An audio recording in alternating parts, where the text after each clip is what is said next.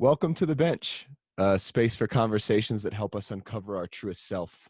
No masks, no judgment, just love. My name's Rob. I'm joined today by my partner, Giuliana, coming to you live from our living room. So Giuliana, tell us, what do you like to do? What are the things how do you spend your time? Okay. How do I spend my time? I watch a lot of Survivor and read and listen to a lot of Survivor analysis. During the day, I go to work as a sexual violence prevention educator at a rape crisis center here in Colorado. I also go to the gym, do yoga occasionally these days, read a lot. My goal in the new year is to read 50 books next year, so basically one a week. What's been your favorite book you've read recently? Oh, good question. I really enjoyed that book that you're reading, Range, but I also read a book. I can't remember. Oh, what's it called? Switch, about like how to make change, like how to get other people to change, how to create like social change, by just like breaking it down into a few simple steps, which would have been really helpful when I was a teacher and I was trying to change my students' behavior. What were those 3 steps? Or what were those steps, if you wouldn't mind sharing? Yeah. So basically what the authors say, and they say like, this is a pretty like simple solution to change. It's not going to work all the time because there are some problems that are like really complex, but basically our brains are split in two. We have our emotional side and we have our rational side. And the example that they use is like the reason we struggle to go on diets, or to maintain our diets rather, is because our rational brain says, yes, I want to lose weight. I need to stop eating sweet foods and exercise more. That's what I need to do. But the emotional side of our brain says, oh my God, I just crave chocolate and want to lay on the couch all day.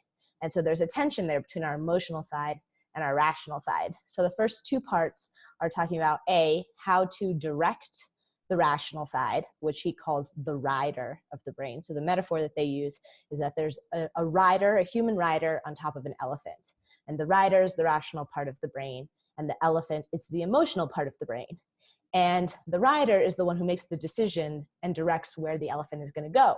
But the elephant is this like multi-ton behemoth that can decide with, of the flip of a switch, if it actually wants to follow the rider or not. And when the elephant decides, fuck you, rider, I'm not doing that, it's really hard to wrangle the elephant back to do what the rider wants.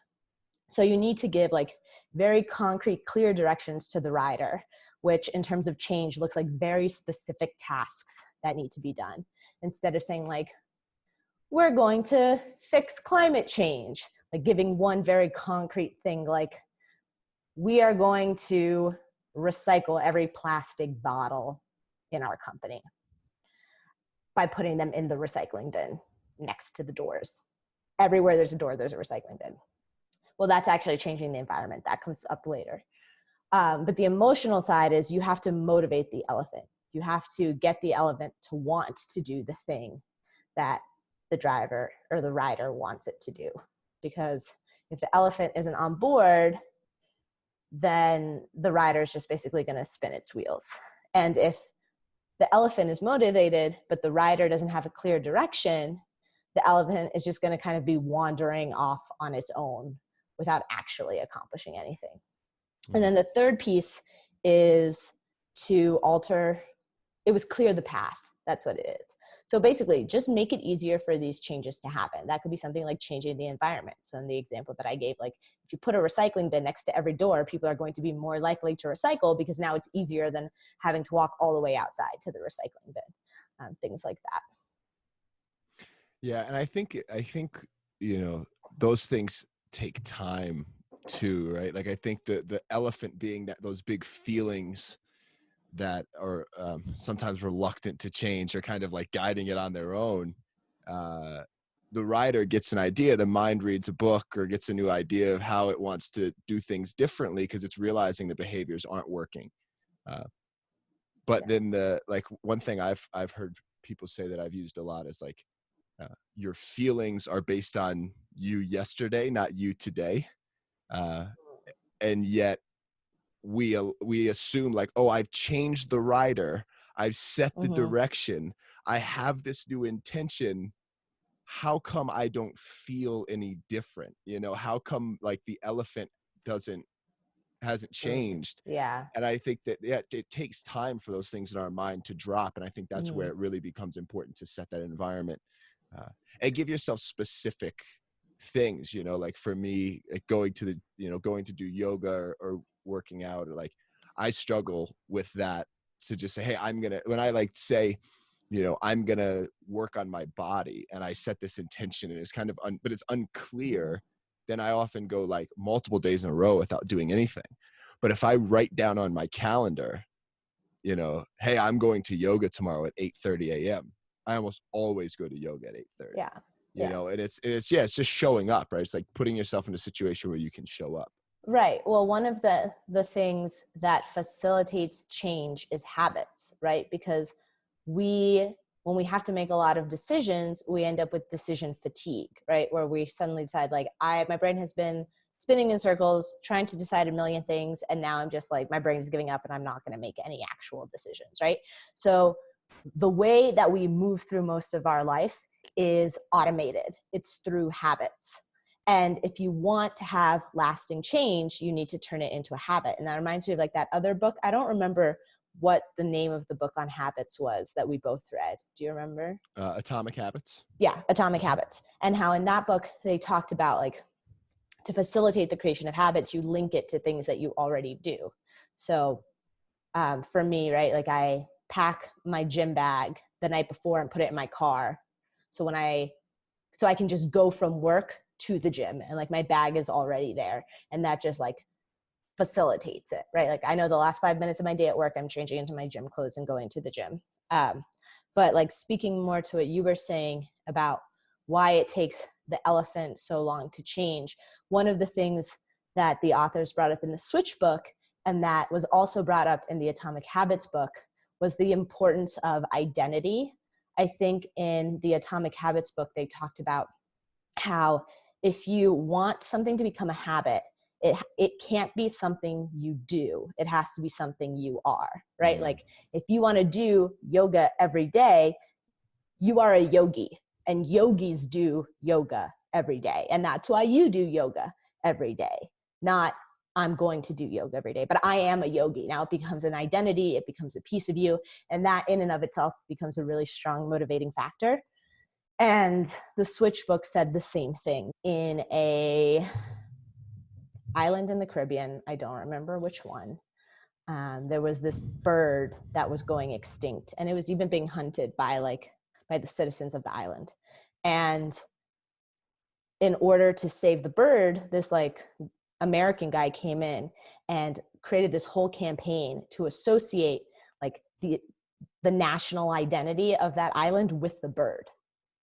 And once it became like, we are the people and this is our bird and we have to protect it, suddenly no one's hunted that bird in like 20 years or something like that, because Hmm. it became like we are the people who protect our nature and our wildlife, and that became an identity of that island. Yeah, that idea of identity, because I think you then, you know, when you're starting to change this new habit, when you're starting to get into this new space, you are also then letting go, having to let go of the identity that you are currently embodying, right? Like if you're someone who doesn't do yoga and you start doing yoga, or you're someone who, um, like Betsy and I were talking about the other day, she's getting into this space where she's becoming a speaker, or hosting these workshops, and like people are referring to her as a speaker, and she's like, but I'm not a speaker, or I've never been a speaker, but she is now, you know? So it's like, Yeah. it's like letting, you know, there's this, yeah, it is sometimes hard to come into that new identity too. Um, But I think that piece about what you're saying about letting go of old identities can like be even harder than coming into new ones, totally. especially when you don't like necessarily, especially when you haven't named it yet, that what it is, like what it is that you're letting go of, Mm. or what it is that you have to let go of in order to step into this new identity. Mm.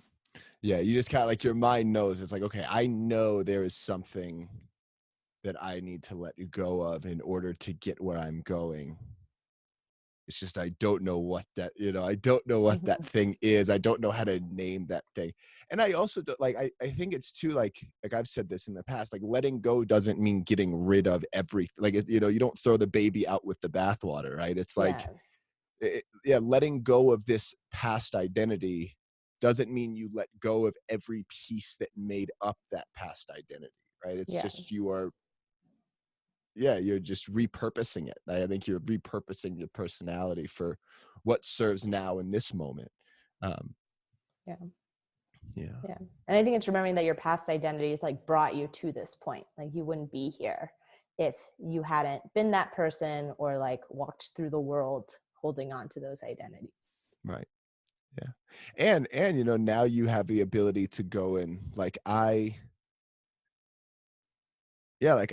I'm able to do play, explore, love in a very unique way, teach these things in a very unique way because of all of the experiences that I've had, and like we talked, like in range, like the range of experiences that I've had, right? Like growing up in a very wealthy community and going to a great school and going to a great college and then teaching and like having that very like success in America driven route. And then like, spending the last 3 years hanging out with a bunch of hippies and like growing my hair out and just having a totally different experience. Um, but learning wildly from both of them. I think it's yeah, it's been fascinating. What's your journey been like? Because I think we talk, yeah, I mean, just sticking with identity, like what's it been like for you, I think, trying to come into a new identity and the reluctance to that, or just growth in general. I think, yeah, talk about your journey a little bit with that. Yeah. I think there have definitely been points in my life where I have felt that my identity was changing and I wasn't necessarily comfortable with that change, or I didn't know what I was changing into. Like I knew like what couldn't stay or wasn't going to stay, but I wasn't sure like what I was moving into looking forward. And I think a few times that those showed up um, was like the big one that I think of is when I started teaching. And I had just, I think it's a big identity change for a lot of people because you're moving out of college, you're moving oftentimes into your first, like real adult job. And I was the adult in the room responsible for like 150 kids every single day. And I still felt like that college student, right? And my kind of identity in college was I was the outspoken go-to person about sex and relationships. And that wasn't necessarily something that I could bring full force into the classroom when I was teaching, right? Because first of all, I wasn't there to teach sex and relationships. I was there to teach Unfortunately. history and English. Yes, unfortunately. That didn't mean I didn't bring it in, right? Like I taught sex ed to my kids and I had conversations with them about relationships. But like this thing that I had hung my identity hat on, like wasn't appropriate for the classroom. And I remember feeling like this like pretty constant sense of like, this isn't who I am. Like I'm kind of pretending or like hiding a piece of myself the entire time that I'm in this school building. Um, and looking back, what I see is like, I was just growing up, right? Like that's not an identity. That couldn't be my sole identity for the rest of my life. And it wasn't going to serve me to kind of be brash about that type of stuff. Like talking about sex and relationships is great, but like forcing it into every conversation or like having it be like my main topic of conversation all the time just wasn't going to benefit me or anybody else. And now I've kind of like come full circle and that I'm back to like, well, I work with sexual assault now. So it's kind of like the flip side of sex. It's not sex, but it's still, in that pool of things people aren't necessarily comfortable talking about. And what I realize is that's kind of what I like even more than just talking about sex and relationships is I like helping people be able to navigate conversations about topics that maybe they are uncomfortable talking about, or that they don't have the space to talk about otherwise. Mm. I don't know if that answered your identity question. No, totally. Because I think it's very similar to me, right? You know, I was the basketball guy. Like growing, like it was like hoops, hoops, hoops. Like I went to high school and I would get up in the morning and hoop and then sleep during class and same thing. You know what I mean? Like it was like basketball all the time. That was my identity. It was all I did. It was, I mean, like I remember my dad, like when I was in high school, him saying, you know, you're applying to college, you should do like some other extracurriculars, maybe like start a club, maybe, you know, join a charity, like do something else. And I was just like, Nah. but why would I do that? Like, Mm-hmm. is it a ball and does it go in a hoop? Like if like why would I, you know, why would I do that? And um and yeah, it was tough. And I know I've talked to a lot of athletes who struggle with that too. Like coming out of college, you know, I was fortunate to coach for a little bit and have been involved in basketball for the past couple of years coaching too. So it wasn't as abrupt like a shift for me as it is for a lot of people. But you know, when that playing ends and it's so much of your life and your identity, uh yeah, you kind of fall into this space. Like I fell into this space where it's like, oh, who the hell am I? Like, yeah, like who am I outside of all of these things that I do, you Yeah. know? And yeah, I think that, I mean, that can be a scary place, right? Because we so much, or at least I'll speak for myself, like I very much identified with those things that I did. Um, you know, and so then it's okay, I'm not those things anymore. Well, then what am I? Mm. And you don't have anything to grab onto, right? You kind of are in this very uncertain and very, like one thing I wrote to myself to kind of keep me grounded with it was, you're on a journey of personal development. Every day is uncharted territory. Every day is going to be new, you know. Now it's like this, as Chelsea, Yeah. or Yogi friend likes to say, right? Like now it's like this. Yeah. There was something you said that I had wanted to comment on, but now I can't think about it. I can't remember it. Do you want me to try and go back and talk again and say something else and try and trigger your thought like we do in real life? Oh, I remember. Yeah. Okay. No, I remember. I remember. Per When usual. yeah. When you were talking about how yeah, when people are like you're talking about athletes, like not knowing who they are because all they have been their entire lives as athletes. I feel like a lot of people experience that, even if they're not athletes, because especially if you went through like the traditional like K through 12 and then college process. What I have discovered as an adult, and what I think a lot of my friends have discovered, is like, wow, hobbies are great. And we should actually take time to figure out the things that we like to do and enjoy. Because when we've been in through this like K through college process, it's always been like scripted what the next step should be, or at least like pretty clear. Like if I'm going to be a doctor, if I'm going to be an athlete, if I'm going to be a writer, like these are the things that I need to do. And then you get to adulthood and you're like, wow, like even if I have a 9 to 5 job, like I can structure the rest of my time and the rest of my days however I want. And so many people don't know what to put into that time, right? Because they've never had time to just explore and do things for fun. Yeah. Well, because it's not about, right, when we're growing up, like it's not about, especially like what we grew up in, you know, in this kind of like Mm-hmm. college track, you know, Ivy League education for you, me almost. You know, it's just kind of this like, you've got to be successful, Mm-hmm. and successful looks like being something, and you get to choose what it is that you be, right? Like you get to choose Yeah. if you want to be a, but there's generally a list of accepted options, right? It's not like, hey, you can go be anything. It's like, you know, there's generally kind of a list of accepted options, and then you go after that, and then all of your extracurriculars or your hobbies, like you were just talking about, support that thing, right? It's, oh, Mm-hmm. let me do this club so that I can, you know, or let Right. me read this book so that I can. And it's, Mm-hmm. yeah, and I think what we're missing is that childlike exploration Mm-hmm. and that play, and that just, well, what do you like to do? You know, what do Right. you, like Noah said it a couple of weeks ago, like his advice would be, his one thing would be just do what you want to do. Because I think there's this, at least what I felt was, we want to be right. We want to Mm-hmm. do the right thing.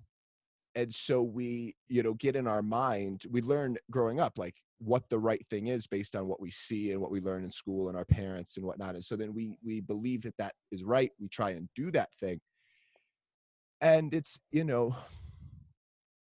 yeah, it's not necessarily what we're meant to do or what brings Right. us alive or what makes us happy. And they're probably not far off. Like they're probably adjacent. Like what Mm-hmm. we choose to do in adulthood is probably adjacent to what, in some way, to the things that we chose growing up, or what we did growing up, certainly influenced by, but it Yeah. doesn't necessarily look exactly like it. And, but yeah, we've never really been taught that, we've never really been, well, not everybody, but we don't have a lot of opportunities for just free choice and expression Yeah. and do what you want to do for the sake of it, not for the sake of anything else. Yeah. So I want to shift gears a little bit, because we have a unique opportunity on this call that I do not have with other guests, as we live together and we're partners and we're both kind of on this journey together. And I think there's would be some value in just talking about navigating a relationship in the midst of these very individual kind of Mm. identity journeys, because I think there's kind of a um, I think there's kind of two buckets that people tend to fall into, which is either I need to completely be okay on my own and completely do all of my own work before I get in a relationship, or if I'm in a relationship, the individual work kind of stops because now Mm. it's you and I, and Right. we are this thing. And I think you and I specifically have done that slightly differently, in that our relationship has been incredibly dynamic and constantly growing and constantly just evolving and updating. Uh, and yeah, just kind of, I guess, talk us a little bit through what that's like for you, what that experience is Yeah. like, anything that yeah. Yeah. Well, I think that there has to be a level of personal work done prior to being in a relationship, or at least I want to say the words I wanted to say were prior to being in an effective relationship, but then we have to go into a whole definition of like what is an effective relationship. Um, but like in our case, like we dated, what was it, like 5 years ago, right? Um, it's going to go on 6 years ago in June. So like 5.5 years ago, we dated for what, 5 months, and then we broke up. And we broke up because neither of us had done the person. We didn't know this at the time, of course. I just thought you were being awful and breaking my heart. But we broke up because neither of us had done the personal work that needed to be done to, maybe I'll use the word like, maintain a stable relationship, or maintain a relationship where we could actually both grow in that relationship as individuals. And so we ended up being broken up for 2 years. And I think, go ahead. Yeah, no, I was just gonna say, I think, like, let's qualify. I think if we can, like, for me, I would say that personal work is real. Like I didn't have all the answers figured out when we Mm-hmm. started dating this time, right? I still don't have all Right. the No, answers figured out, right? same. We were sitting here, we were like Yeah. laying on the bed yesterday talking about, and it's like, but I think there was a level of, I think what we've said for us, the three things that have really allowed our relationship to be what it is that we came into it with, what do we say? Self-confidence, um, self-acceptance, and like open communication. I think Okay. really were the three things that we had said. Um, and I think, yeah, when you like, yeah, I think the for me, when I would, like, going into a relationship, I think like the main thing is not that your work is done, but that No, you no. accept, that the work is yours, and it's not like your partner's responsibility to cover up the holes in which we're not covering up. They can help, right? Like but it's yeah. Right. There has to be a level of that work done prior to getting into a relationship in order for that relationship to work. I'm not saying like you have to complete that work or that it has to be 100% done, but I think you have to have gotten started on it. Right. Right. I was just trying to like qualify like an idea of what starting on it looks like, I think, right? Of like, just, yeah, I don't know. I guess that could change for multiple people, right? It's what it looks like for everybody is different. But I think, yeah, like, cause there are relationships, shoot, I started doing some of this work because of a relationship that I got out of, right? Like, I think that was probably similar for you, a lot of the stuff, because of our breakup. And so it's not like don't date. No, that's not what I'm saying. Yeah. I'm not saying don't date. I'm saying your relationship is probably not going to go the way that you want it to go if you haven't done that work. Right.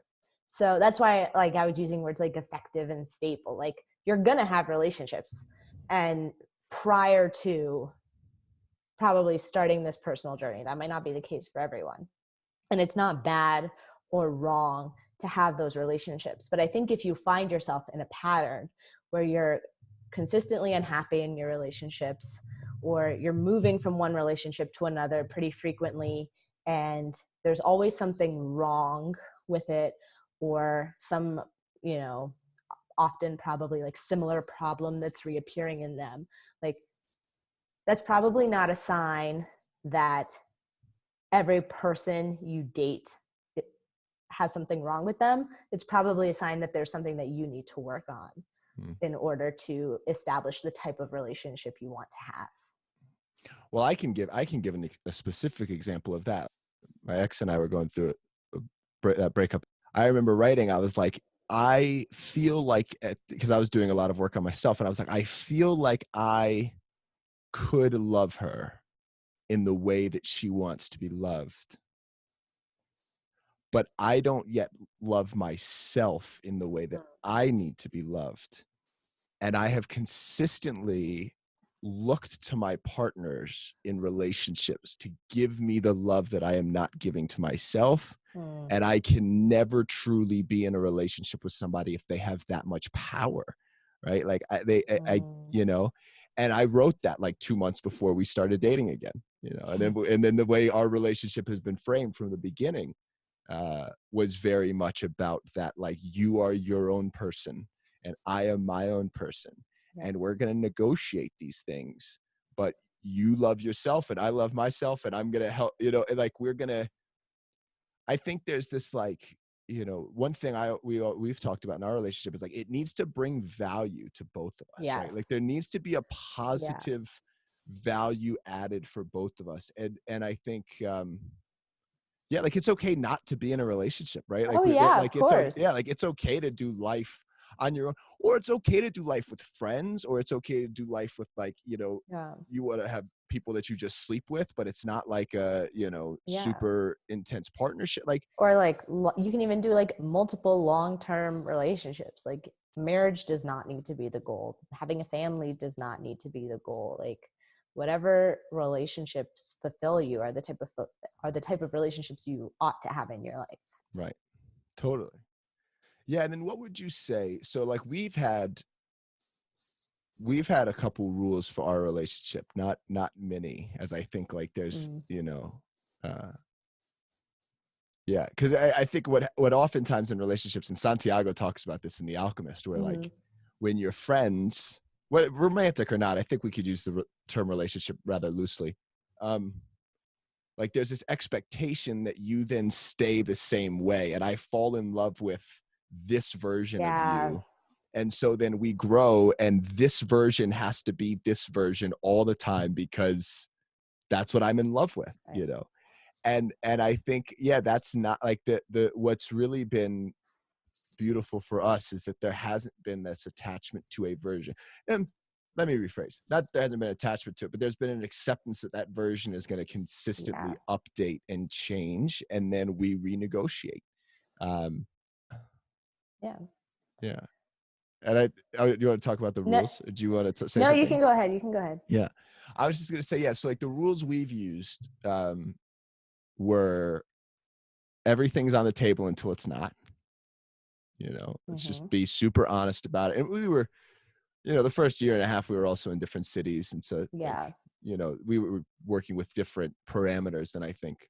But I think that would be, I think so many times people go into dating and it's like, I remember I would talk to friends and like, they're like, hey, I'm going on this first date. Like, what should I say? How should I act? What should I do? And I'm like, just Be be you, bro. you. Like, if she doesn't like it, like, okay, that's cool. Like what, like, at least, on the first date and not the sixth date, right? Or 6 month, right? Right. Like, I think, like, yeah, like my ex and I, like, if we were really honest, like, we probably shouldn't have dated past that first month, you know? Like, we Mm-hmm. just had to, like, not that we could have been great friends. I think we still could be really good friends. Like, but it's the romantic stuff wasn't there because we were just in different places and we wanted different things, but neither of us really wanted to be Yeah. honest about that because, Yeah. you know, Yeah. I think so. This whole conversation is making me think of it's actually a metaphor for sexual intimacy that we use at work.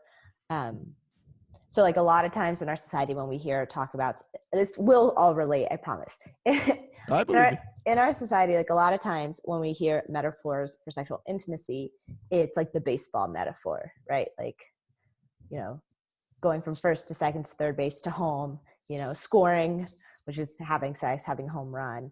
Um, and there's lots of other pieces to that metaphor. But one of the implications of that baseball metaphor when it comes to sex is that it's assumed that everyone knows the rules, the same way that it's assumed that everyone knows the rules of baseball. And it's assumed that everything has to happen in the same order every time, and that it's like amounting to this goal of scoring a home run. And I think we often bring that to romantic relationships as well, in that a lot of people assume when they get into a romantic relationship with another person that there are all of these rules that everyone has already agreed upon and that they're expected to follow. Like, it's going to be a monogamous relationship. You're not going to have physical intimacy with another person. You are, maybe going to treat your friends differently now than you treat your romantic partner because they're on different hierarchical scales. And people don't have conversations about, like, wait, are those the actual rules and guidelines that we want for our relationship? Or are we just taking them from our society and assuming that it's the rules that we're supposed to be following? And instead of the baseball analogy, what we talk about at Sava is the pizza analogy. And that pizza is not about winning. Eating pizza is about satisfaction. You eat it when you're hungry and you stop when you're not. And when you're going to eat pizza with another person, what's the first thing you do? We'll talk about what kind of pizza you're You going to talk order. about what kind of pizza you want, right? You talk about what toppings you want, where you want to get it from, what size it's going to be. And there's communication around it, right? And it should be the same way with relationships, sexual or not sexual. But like, what do we want out of our relationship? What are we agreeing to here? Like, and rules can be different for different people, right? Like, I want my half to have pepperoni and you're vegetarian, so you don't want your half to have pepperoni. And like, that's okay. It doesn't have to be that each of us is necessarily following the same guidelines or doing the same things all the time, as long as we agree to have those differentiated guidelines. Totally. Yeah, I think that's such an important point. Yeah, communication, I think, really is and that was really where our relationship started, was Mm-hmm. this commitment to, it is on the table until it's not. And we are going to talk about it, and we're not going to make assumptions that she thinks it's this and I think it's this and society says it's this. So we're just going to fall into the assumed identity, right? Like, Yeah. we're going to decide the identity of our relationship for ourselves, and we're going to set the rules and the guidelines for ourselves. And, I think there's yeah, and it's up to us to decide that, right? It's our relationship. Yeah. That's really good. I like that pizza metaphor. I'd never heard you share that Yeah. one before. I can't claim credit for it. It was a TED Talk, and I forget the guy's name, unfortunately, who We can find it came and up with it. Put add it, it in here. But yes. no, that's really good, because I think well, it goes back to what we talked about in the beginning of this identity, of this, like, my identity is wrapped up in being someone. And part of that is being a husband or a wife Mm-hmm. or a father or a mother or like, that is a very real part of the identity spectrum that I think we're Mm. given in our society. And so it's like, yeah, and we don't like, if we're not gonna if we're not gonna challenge for ourselves in our own, if it's tough for us in our own spaces by ourselves to challenge our identity and to really ask what is the ideal and what is it that I want and what do I want my pizza to look like, right? We kind of just order Yeah. whatever somebody else tells us to order. We eat whatever's on the table a lot of the time. Then we get this new person, we get this new variable in the equation, and now it's like, oh, I've got to be open about myself and open to your stuff. And then we go back and forth. Isn't it just easier to just, hey, no, we know all the rules and just not Yeah. talk about it? Like, let's Yeah. just, and I think that's where we kind of default Right. to a lot of the time. Yeah. And I think in life in general, it's often easier to default to what's easier than to default to what's satisfying. Mm, Because when we are able to say what's going to satisfy and fulfill us, then there's other things we need to do to ensure that we actually accomplish that, right? We have to set up boundaries. We have to communicate our desires. We have to communicate our limits. We have to have consequences for when people cross our boundaries or cross our limits. Like, that's a lot more work in some ways than just saying, okay, whatever, I'm going to go along with it. But the internal, personal, and psychic damage that constantly going along with what everybody else says instead of asserting your own desires and boundaries, the internal and psychic harm is going to be much higher mm, for not following the satisfaction route and instead following the easy route. mm. Well, I think we don't really have I think that's harder to understand. I can't remember what book I read this in, but it was talking about like when we're physically sick, Mm-hmm. we recognize that we're physically sick because we know, generally, not everybody, but like most people know what a healthy body feels like, because at some Mm-hmm. point in our life we had a healthy body. But you know w- the idea of having a healthy mind and a healthy brain that is like we deal with a lot of trauma in this country, right? As Oh yeah. kids from a very young age. And Yeah. we don't really have the tools to make sense of those things. And so then we just take those things into our relationship. And I think that's really what, like, going back to what we were talking about earlier, like starting the work to, before getting into what we would consider probably going to be an effective relationship. Not that you have to start the work before you get into any relationship, but like, it's just starting to look at yourself, right? It's starting to look at those parts and being open to looking at those things. Mm-hmm. Because I think it's what generally happens. Like, there's a wonderful Billy Joel song called The Stranger, and it's talking about, like, the masks that we wear. And he's in this relationship with this woman and she leaves and he doesn't understand why. And then he's like, oh, that, she didn't react well to the mask. Like, I finally, and it's like, I come into this relationship with all of these traumas and all of these unhealed things and things that I'm unwilling to look at.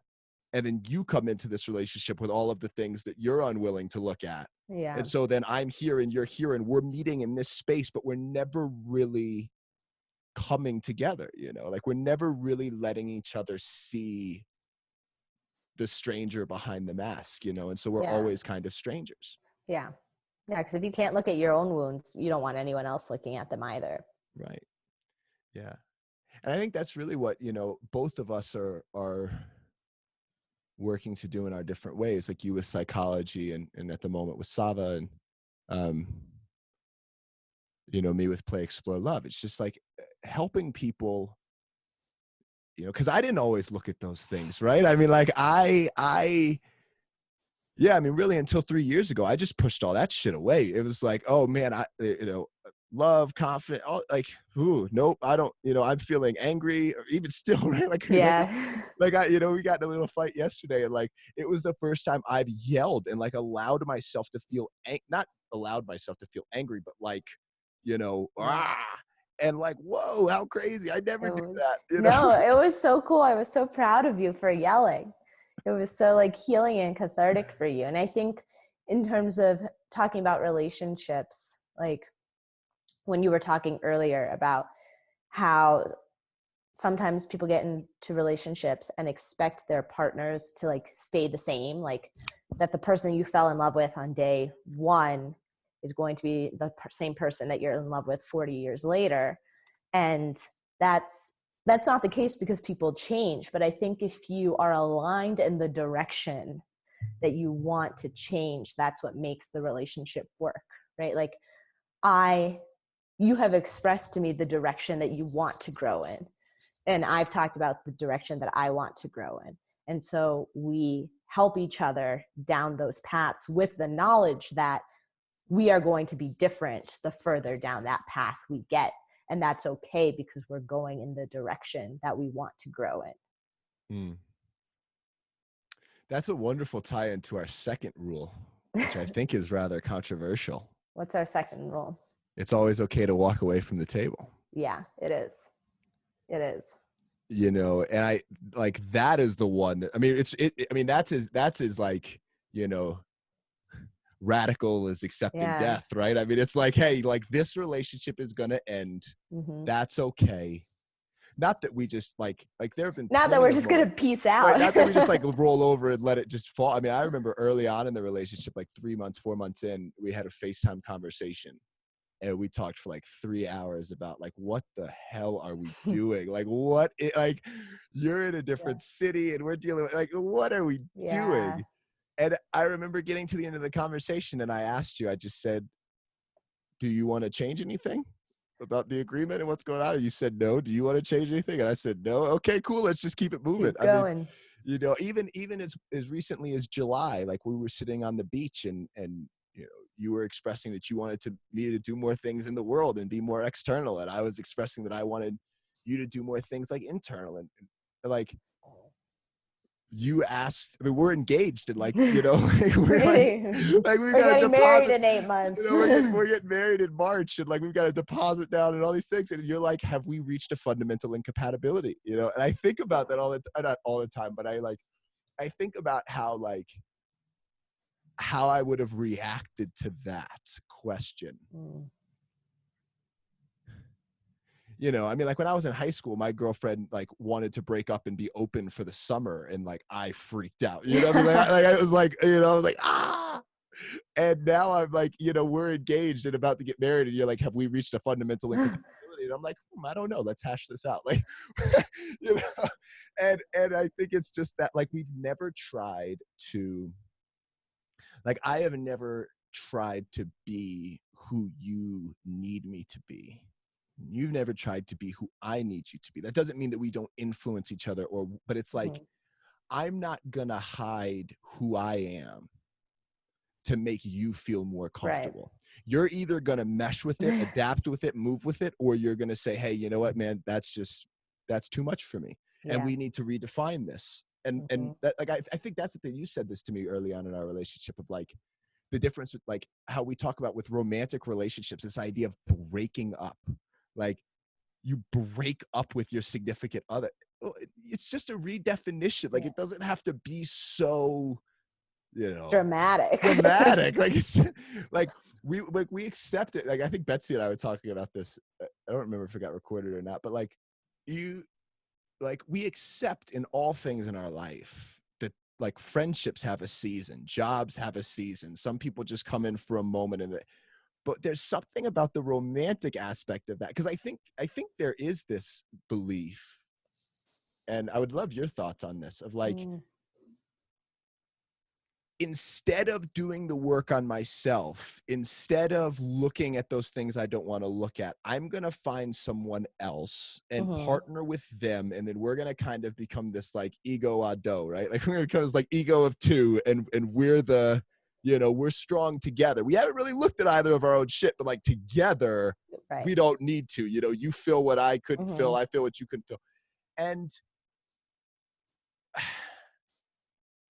yeah, then there becomes this reluctance. I think if that's what you're getting into the relationship for, then it becomes very difficult to have that rule and that idea of it's okay to walk away from the table, because it's you know, it doesn't feel like it is.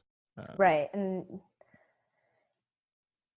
And I'm not going to lie. I'm not going to sit here and say like that the idea of walking away from the table isn't scary, because it absolutely is, right? It would be a huge change in both of our lives.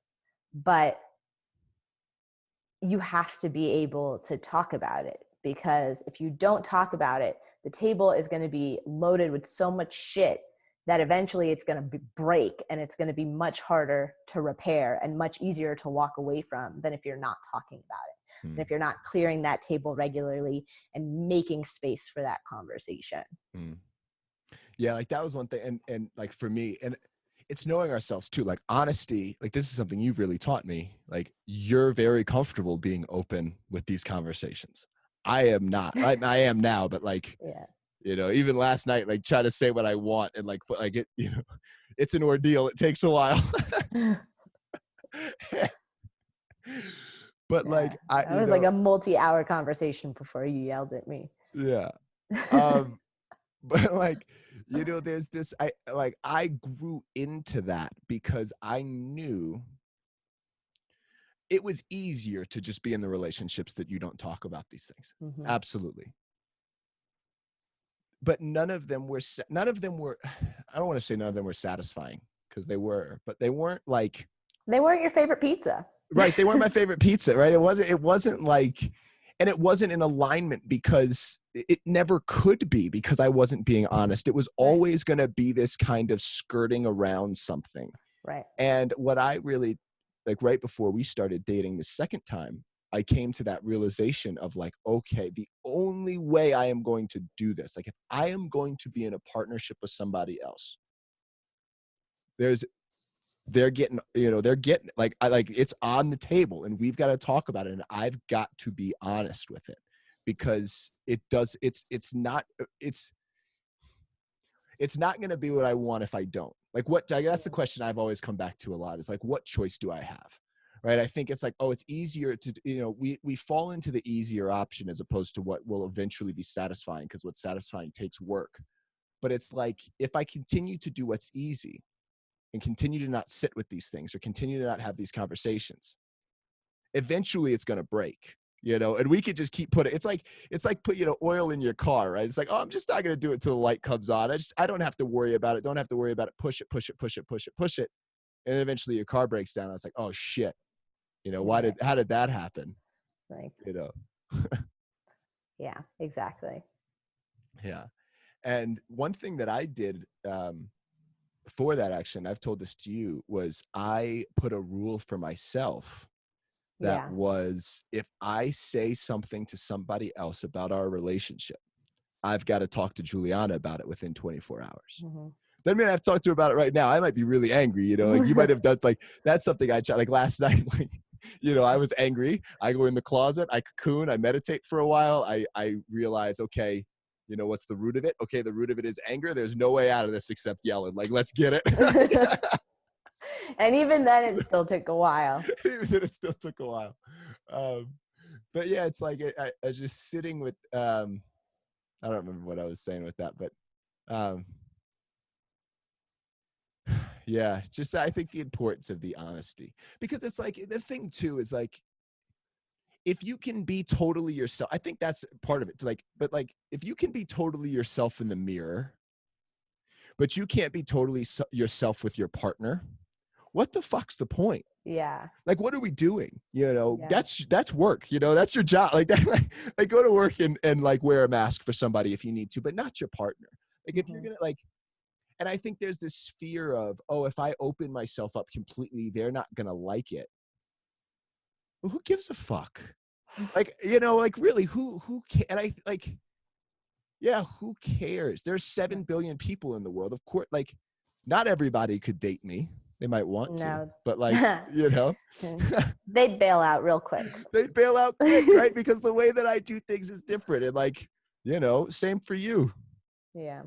A lot of people would bail out and say, nah, that's not for me. But like, it works for us because this is where we're at. And so it's like, it's so cliche. I used to think it was so cliche, when people used to tell me this stuff when I was a kid. They were like, don't worry about impressing your friends. Just like be you, be who you are. And the people that are supposed to be in your life, your friends will follow, right? Like the people that are really supposed to be in your circle will follow. And I used to think that was such shit when I was a kid, because I was like, but these are my friends now. Like, these are who I have. Why would I not want to, Right. Why would I not keep want to that? maintain them? Right. Why would I not want to maintain that? And yeah, I think it's just, are you maintaining at the sake of stunting your own growth? Right. Right. And like, if it's a really true friendship, it will continue and it will be stronger after you grow. If it's not, then it'll fall away, and oh, how wonderful, how beautiful that we had this moment and I've grown Right. past it and you haven't. And that's okay. Maybe we come back, like I, like a couple guys I grew up with, um, like they were like, I mean, they are brothers, right? They're family, like growing up, like family. And I've been on this journey the past couple of years, and I kind of grew out of this younger version of myself. And I've really been struggling with, like, what does that mean for past relationships? Like, and I struggled at the time of like, these friendships were kind of not deteriorating, but they were very much being redefined, because the way that I view the world and the way that I move through the world and what I want in it, didn't have as much alignment with the people that I was in relation with. And so like I started exploring new spaces. Um, but now I'm at a point where I'm like, okay, cool, but those guys are family, and I've kind of neglected that relationship for a little bit, and let's see what it's like now, like where I'm Mhm. at, where they're at. Let's play with it again, and let's come back to it in the same way that you and I came back to it years Yeah. later, just in different spots. And um, yeah, I think that's the thing. Like, it's not this, like, life kind of sometimes feels like this either or. Like, if I do this, then I have to give that up, and if I do this, then I have to give that up. And I like, yeah, life is, it's a constant negotiation, it's a constant conversation, it's a constant, I want this, what do you want, or I want this, how does it, like, yeah, it's not as black and white, I think, as sometimes we wish it was or assume it to be. It's much more dynamic. So let's talk about, I'll let you then talk about Oh, okay. our third rule. Can you name it?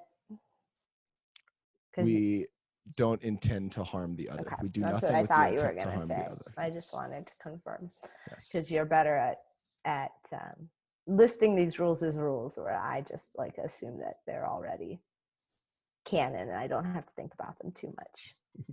Yeah, I think so. I think the reason that we can have a rule that is, well, maybe this isn't the reason, but we have this rule that we don't intend to do any harm to each other. And I feel like its counterpart is that we just have an unconditional love for each other, which doesn't mean, like we've already talked about, it doesn't mean that this partnership is going to last forever. It's obviously not. One of us is going to die at some point, even if we don't break up beforehand.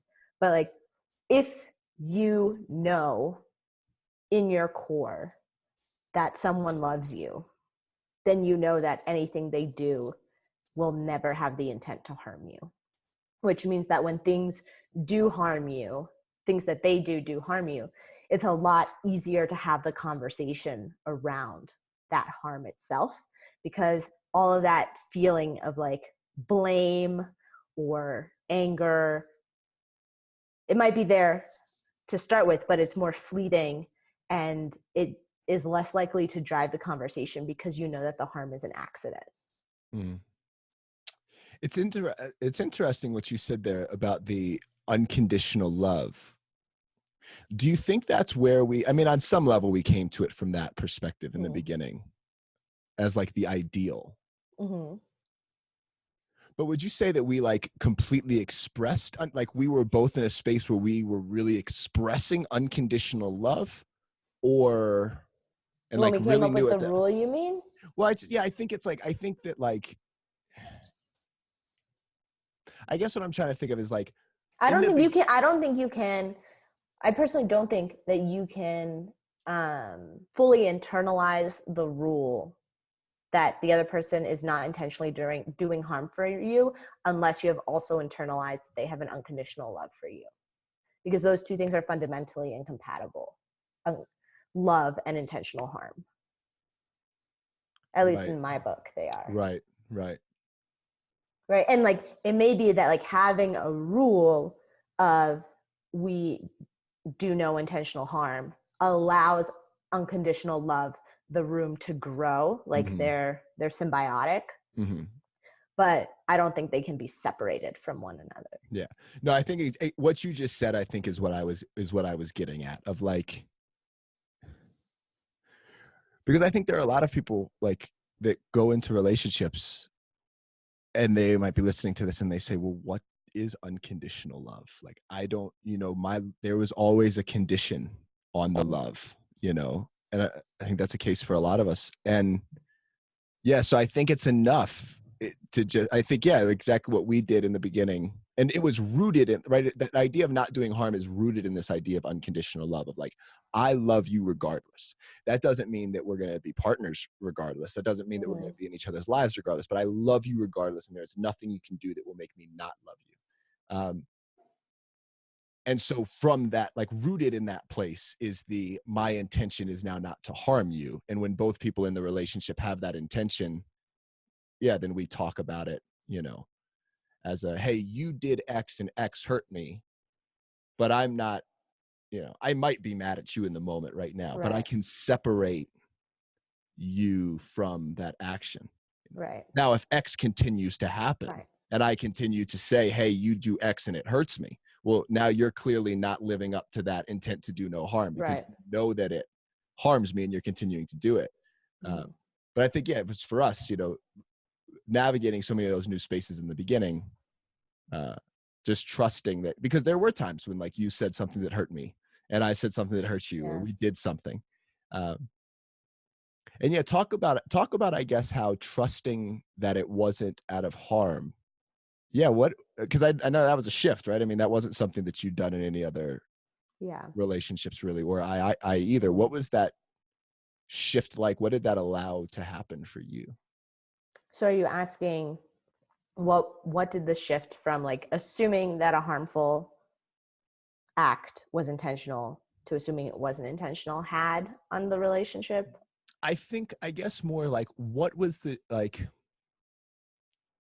yeah, I'm trying to think of what the best way to frame this question is. Like, how do you think us navigating the relationship and all of the kind of getting to know each other in the beginning and setting those boundaries and Mm-hmm. figuring out what kind of pizza we like Mm-hmm. was influenced by us trusting, and both us Yeah. trusting the other, but also in personally setting the intent to do no Yeah. harm of, Well, I think it allowed more room for exploration on both of our parts, right? Because you could, you being both of us, could, you know, try something or say something or, broach a topic or make a suggestion without the fear of like thinking that it would like blow up the relationship, right? Because it's like, okay, we both know that the intent of this isn't to harm,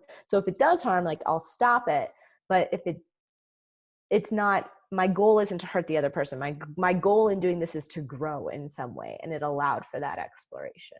Mm, yeah. And I think a friend of mine was saying that, like, they were in a like a breakup situation, and uh the partner that was ending the relationship, or like the kind of had caused the riff, was saying, like, it wasn't my intent to harm you. And my friend was like, yes, but you did. Like, and your actions didn't change. Like, you can't, like, I love what you say about the foot thing, right? Like, I'm walking down the street and my intention is to do no harm, and I step on someone's foot. And then that person says, hey, you stepped on my foot. Well, okay, now I'm in a new situation. And now if my intent is still to do no harm, I just take my foot off and I say sorry and I keep walking. Whereas I think so many of us, well, not so many of us, but I think there can be a tendency with this intent to do no harm ethos of trying to justify that your intent. Someone says, hey, you harmed me. Oh, but my I intent didn't wasn't to mean harm you. I didn't to. mean to step on your foot. Well, no shit, of course you didn't mean to. Like, that's your intent, right? So Right. then make the new decision in this moment that Right. is going to alleviate the harm that you caused. Hmm. Um, let's see if we can tie a nice little bow on this conversation, because I think we've been really kind of not skirting around, but we've kind of been really getting into two ideas, right? Hmm. Identity and relationships. Uh, Hmm. and so, yeah, I guess if you were giving advice to somebody that were younger, Hmm. um, and kind of experimenting with this world of relationships and trying to figure out, what do I, how do I navigate this? What do I do? Um, what would you tell them? Are we talking about like within the context of a relationship that like Like that is currently happening, or like, yeah. I mean, I think the advice that I would give to anyone is like figure out what type of pizza you want. And like recognize like the type of pizza you want can change, and that like you may think, right, like you may have an ideal of like having a certain type of pizza at some point in the future, but that doesn't mean that it's the type of pizza you want to be eating right now, right? Like you might say like, oh, like in the future I want to have a pepperoni and mushroom pizza, or like a long-term relationship with a significant other where we start a family. But like right now I'm 22 and all I want is a sausage pizza, which, well, now that I say that sounds like I just want to get some dick, which like is totally fine, if that's like the pizza that serves you right now, right? But just like thinking through that and like delineating what you want in those relationships. And like I think that for most people there should be some constants across every pizza, right? Like in terms of how you want the people that you're in relationships with to treat you, like the modicum of dignity and respect and autonomy that you have and that they provide to you. Not that they provide you autonomy, but the dignity and respect that your partner gives you in a relationship, like that should probably be somewhat consistent across all of your relationships, right? Like maybe all your pizzas are thin crust and then you just change the toppings, but like figure out what it is that you want, but also know that you can always change it. hmm. Yeah, I think that's and that becomes so hard, right? That change piece. Like even for me, like I was sitting here last night, like I was like, when we were talking about the future and what things are going to look like in the new year, and like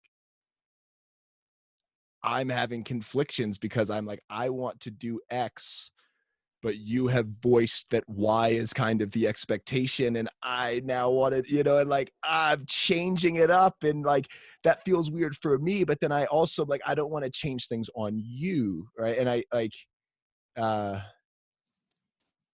but yeah, I think for me it always just goes back to like, what choice do I have? Like if X is like, if I want, like if I've wanted pepperoni and we've been ordering pepperoni for the last 6 years, and now I say, hey man, like I really want some, I really want to meet lovers. Like that's okay for me to say, right? And then you Yeah. can choose, oh, okay, cool, I want the meat lovers too, or maybe let's go half and half. I'll take half the pepperoni. Right.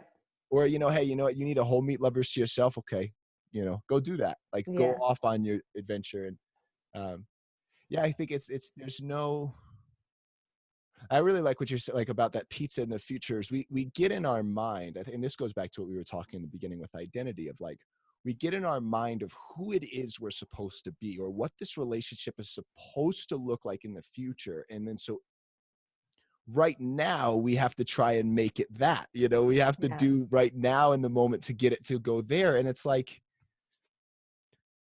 it's either going to get there or it's not. Right. Like it's like what James Clear talks about in his book is, it's not about the goals, it's about the systems, Hmm. right? It's about the systems that we agree with each other. It's about the conversation, it's about the honesty, it's about the modicum of respect, and then just trusting that either way, you know yeah, things will work out the way they're going to work out, even if there's Yeah. some loss or some pain there. Yeah. That's okay too.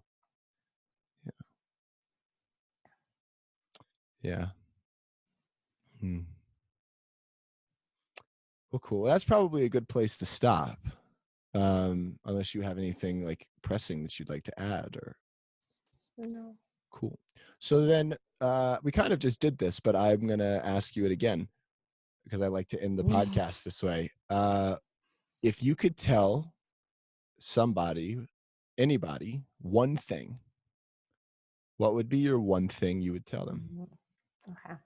I would tell them the thing that I'm currently working on now, which is that it's okay not to know. It's okay not to know what the future is going to look like. It's okay not to have a clear idea of what you want. It's okay not to, know what all the things that you're feeling are, where they're coming from, because it's a process to figure all of that stuff out. And you don't need to know what 10 or 20 or 100 steps down the line is going to look like, as long as you're willing to take the next step.